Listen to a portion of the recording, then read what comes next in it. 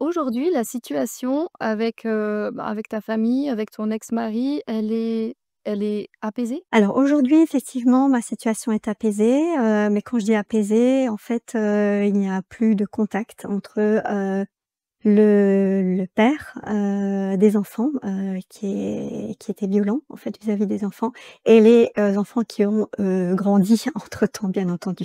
Mais la situation est bien apaisée, oui. Parfait. Alors raconte-nous, un petit peu comment vous viviez avant votre séparation?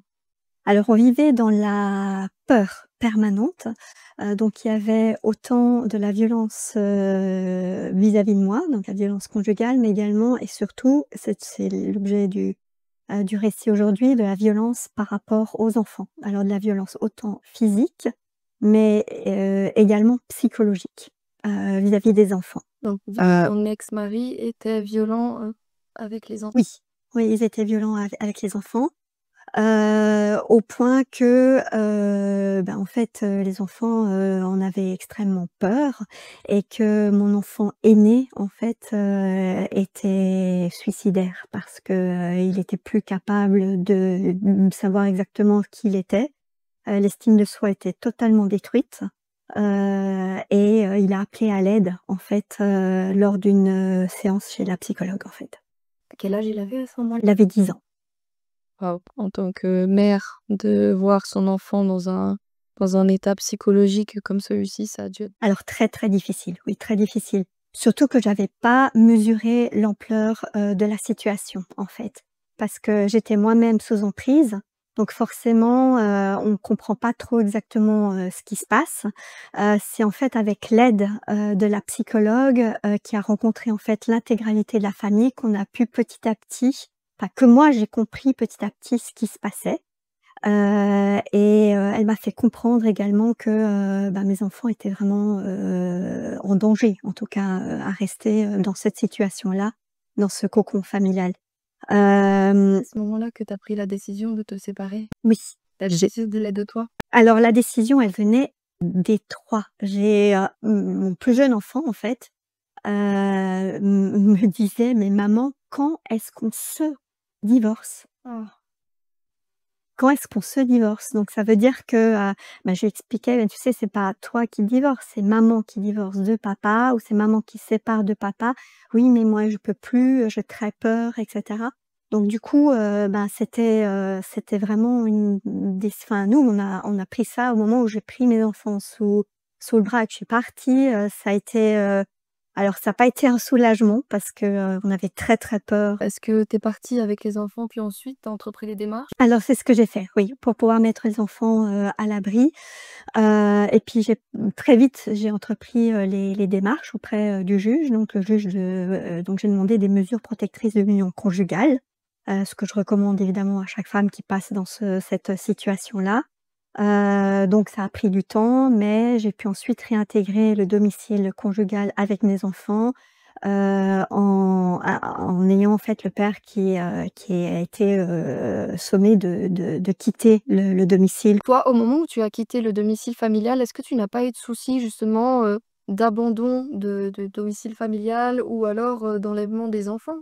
Alors, non, disons que ça s'est fait sur une période très courte. On attendait donc il y avait déjà cette procédure qui a été, déposée et on attendait justement la décision du juge des mesures protectrices de l'union conjugale concernant à la fois qui allait avoir la garde des enfants et puis aussi s'il allait y avoir en fait un droit de visite, ou pas.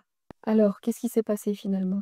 Alors ce qui s'est passé, c'est que la garde, m'a été attribuée, la garde des enfants, qui étaient petits à ce moment-là, m'a été attribuée. S'agissant du droit de visite, on a fixé d'abord parce que j'étais pas, opposée à ce qu'il y ait plus du tout de contact avec, le père, bien entendu. Donc on a d'abord, proposé en fait, un droit de visite, mais avec, une personne tierce. Ce droit de visite a eu lieu, ça a été absolument catastrophique. Les enfants ont été, violentés en fait, hein, ou en tout cas ils ont été giflés, devant, pendant le droit de visite. Devant Du coup non, devant, une tierce personne. C'était une personne qui n'avait rien à voir avec un médiateur. Mes enfants sont revenus, directement, chez moi, enfin, au domicile conjugal et puis à ce moment-là, le juge a fixé en fait, ensuite un droit de visite, auprès du SPJ et ce droit de visite, n'a pas donné, enfin les enfants ne voulaient plus de contact du tout avec le père, vu ce qui s'était passé. Donc elles ont demandé à être entendues par le juge. Elles ont demandé plusieurs choses, plus de contact avec le père et également que l'autorité parentale soit supprimée parce qu'elles voulaient plus du tout que le père ait un contrôle sur leur vie. Bon, elles étaient plus âgées à ce moment-là, c'était plutôt vers 13-14 ans, quelque chose comme ça.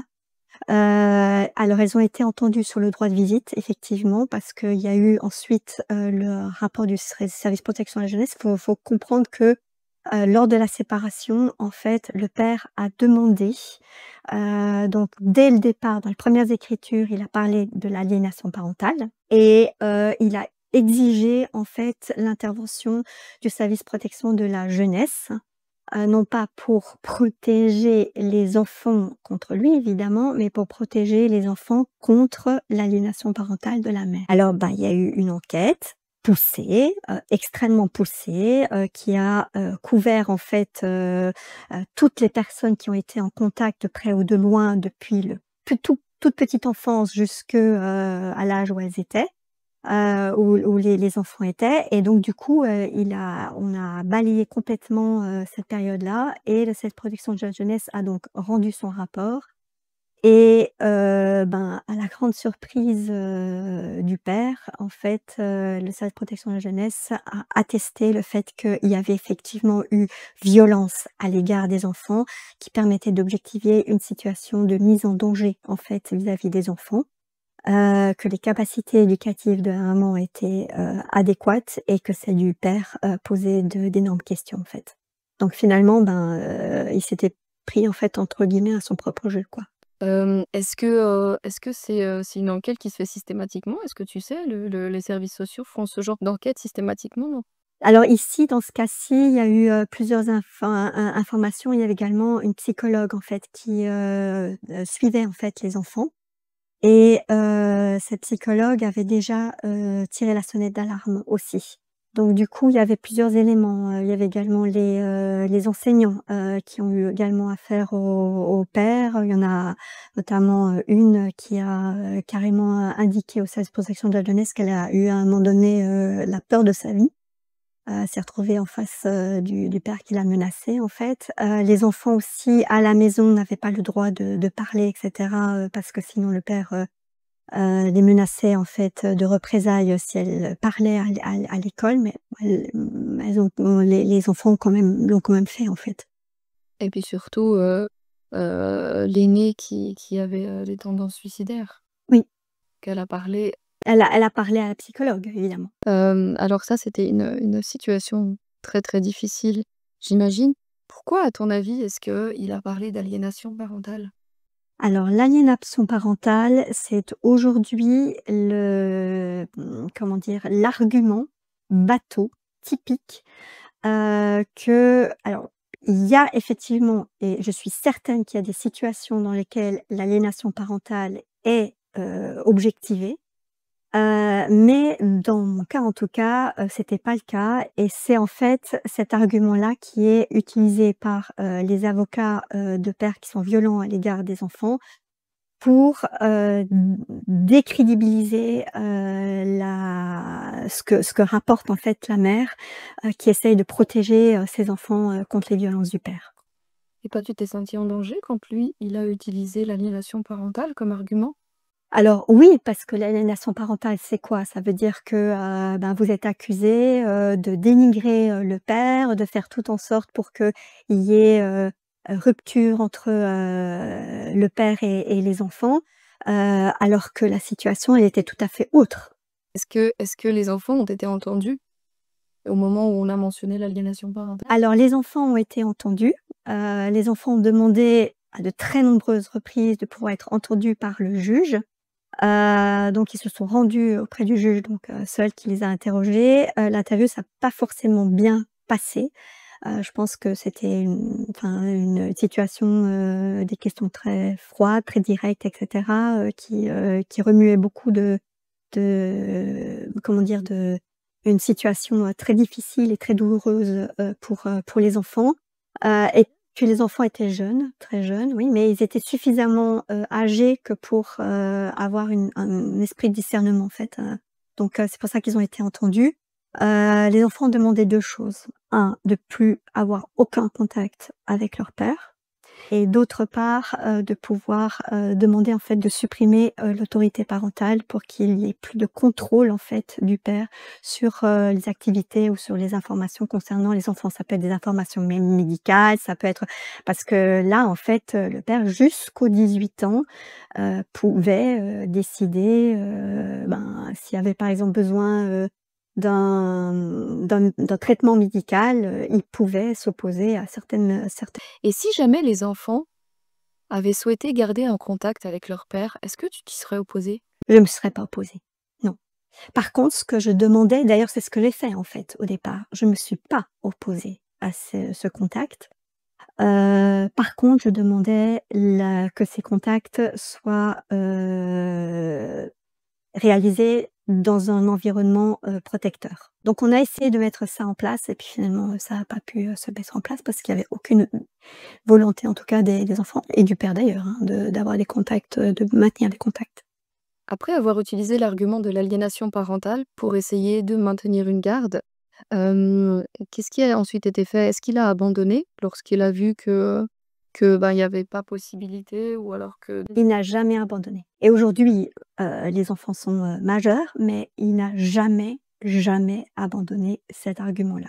Cet argument-là continue dans toutes les procédures, même celles qui sont encore aujourd'hui d'actualité parce que, mais non, il n'a jamais reconnu, il reconnaîtra jamais en fait, la violence, donc du coup, il continue à marteler, cet argument-là, alors que les écrits, enfin, je veux dire, il y a eu un rapport au départ, puis un rapport périodique, on a vérifié et cetera, donc il y a eu chaque fois, cette protection de la jeunesse a rencontré les enfants de manière, régulière pour comprendre la situation jusqu'à ce que les enfants soient majeurs. Non, il n'a jamais reconnu quoi que ce soit. Donc du coup, ben, il continue, pour lui, il y a, enfin, il y a eu, aliénation parentale parce qu'il ne se remet pas en cause. est-ce que tu t'es sentie en danger à un moment donné? Ou est-ce que tu t'es sentie protégée justement par les services de protection de la jeunesse? Alors ils sont pas là pour me protéger, donc ils sont là évidemment pour protéger, les enfants. Ce que je peux dire, c'est que je me suis sentie écoutée. Entendu. Voilà, entendue. Donc bon, c'était mon témoignage parmi bien d'autres, hein, puisque je vous dis, enfin je te dis la l'enquête elle a porté sur énormément de personnes qui étaient en contact direct avec les enfants, que ce soit de la crèche jusqu'à, la primaire, enfin et cetera. Donc ils ont eu vraiment la formation, de toutes sortes de personnes. Mais en tout cas, ce que j'ai, témoigné ou en tout cas ce que j'avais à dire, ils l'ont entendu, oui. Et le témoignage des enfants, est-ce que c'est la protection de la jeunesse qui a aidé à ce qu'ils soient entendus? Ou est-ce que c'est la justice qui a, après plusieurs demandes de la part des enfants, enfin entendu les témoignages? C'est plutôt la deuxième solution, oui. Plutôt la Oui, parce que le service protection de la jeunesse ne va pas intervenir auprès du juge. Si les enfants veulent être écoutés, il faut qu'ils en fassent la demande. Ils l'ont fait à plusieurs reprises, ils n'ont pas été entendus et puis finalement, ils ont été entendus, mais peut-être pas comme ils auraient souhaité, quoi.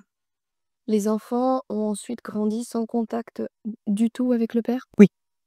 Et aujourd'hui, les enfants se portent plutôt bien et est-ce qu'ils ont un manque ou Alors, les enfants, se portent, bien. Évidemment, moi je suis pas dans leurs chaussures, mais je crois que, les enfants se sont encore en tout cas construits, et vont nettement mieux, aujourd'hui, depuis qu'il y a eu cette séparation et puis, ben, voilà, après les enfants sont majeurs, donc c'est à eux de prendre leurs décisions. bon, bah, en tout cas, merci beaucoup pour ton témoignage. De rien. Ça doit être une, période très difficile. Toi? Oui, c'était une période très difficile. Aujourd'hui, ben, toute la famille va beaucoup mieux et si j'ai accepté en fait de témoigner, c'est vraiment pour aider, d'autres personnes, que ce soit hommes, ou femmes, qui se retrouvent dans cette situation-là et puis surtout les enfants. De fausses de fausses aliénations parentales parce que cette aliénation parentale en fait, elle est servie, systématiquement par, les pères, qui sont violents en fait avec les enfants parce que ça permet justement de focaliser, l'attention sur la mère, sur le fait qu'elle dénigre le père et cetera et puis, pas sur, les violences qui se sont, déroulées et ça lui permet aussi de ne pas se remettre en cause, en fait. C'est ce que tu déplores dans cet argument? Le fait que justement, Alors je déplore 2 choses. Un, qui est cet argument-là, parce que c'est vraiment un argument, bateau, mais je déplore quelque chose encore, qui me semble beaucoup plus, grave, c'est que, les juges ont quand même tendance alors dans mon cas, je peux dire que j'ai été chanceuse dans le sens où finalement, ben, le rapport du service prote l'intervention du service protection de la jeunesse demandé par le père violent a permis justement de faire la lumière sur toute cette situation et de démontrer qu'il n'y avait pas d'aliénation parentale, et que la violence à l'égard des enfants était avérée. Mais il y a bien d'autres situations dans lesquelles, les juges, ne se ou soit le service de protection de la jeunesse n'est pas mis en œuvre, soit les juges, donnent du crédit, rapidement à cet argument-là. Pourquoi? Parce que c'est vrai que dans la séparation, bah, souvent, les femmes sont plus émotives, elles ont plutôt tendance à pleurer, à être un peu, enfin, à être très affectées, émotionnellement et ça décrédibilise, leur témoignage et ça permet évidemment, en utilisant l'aliénation parentale de voilà, de décrédibiliser la violence, qu'elles dénoncent, ben, en expliquant que, elles affabulent, quoi et en ça, c'est très dangereux. et c'est très dangereux, oui.